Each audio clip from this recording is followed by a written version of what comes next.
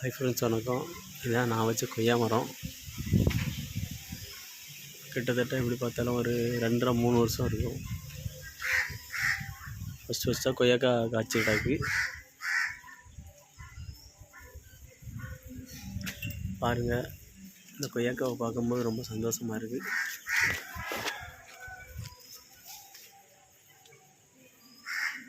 இன்னும் நல்லா பெருசாகும்னு நினைக்கிறேன்.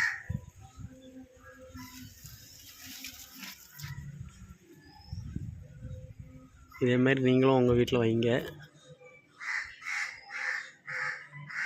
இதோட பயன்கள் அதிகம்.